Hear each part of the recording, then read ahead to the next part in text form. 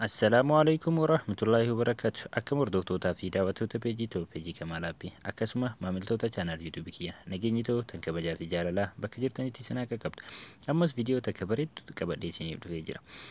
WhatsAppiin amma abdeet ta'ee jiras daqiiqaa muraasa booda waan haaraa takka nuuf fidee jira. Mee san ilaaluun dura warri peejii tiyyaa laayikiin goone laayik akka gootan. Facebook keessan irra seenaa Kamaal Aappii jedhaa barreessaa. Sana booda laayik godhaa. Foolongi bakka itti tana al takka gattu kaati si faristi kan jedhu irra kaawwadha. Oggoon hanga dhiise battalatti isin bira qaba jechuudha. Akkasuma chaanaal YouTube kiyya argachuudhaaf YouTube keessan irra seenaati.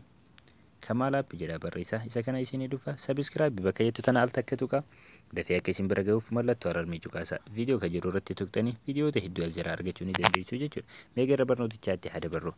Jalqaba irratti Play Store keenya irra seena. Sana booda WhatsApp inni barreessineeti. Update goonaa jechuudha. Amma update ta'ee jira reef kana.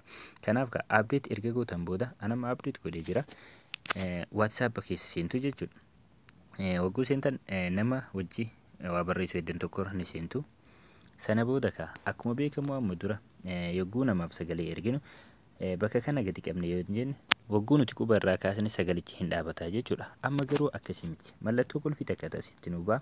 Sana booda sagalicha qaqqabnee mallattoo qulfii faana haala kana yoo nuti ol harkisne daqiiqaa hanga barbaade inuma waraabaa jechuudha. Fakkeenyaaf isin agarsiisu.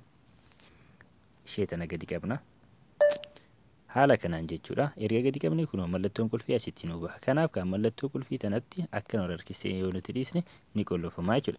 Sana booda kan nama quba kiyya irraa kaasee jira garuu inni waraabaatuma jira jechuudha. Akkanatti waan barbaade ilaaluu ni danda'a. Sagaleen garuu waraabamaatuma jira. Waan fedhe haasaa, waan fedhe harka kiyyaan dalaguu ni danda'a jechuudha. Daqiiqaa dheeraa haala kanaan waraabuu ni danda'a jechuudha. Quba keenyas yoo irraa kaasne erga hanga waraabnee kaane isaan booda nuuf ga'e kunoo mallattoo seendii kan jedhu kana cuqaasnaa inuma deemaa jechuudha. Amma waan viidiyoo waraabaa jiruuf ofirraa darba. Haala kanaan ergachuu ni dandeessan. Waaw baay'ee namatti tola. Hiriyoota keessaniif share gochuun dirqama keessan. An keessi wajji ture Kamaal Ibraahim peejiin Kamaal Aappiidha. Hanga sagantaa biraatii walitti deemnutti nagaan naaf tura.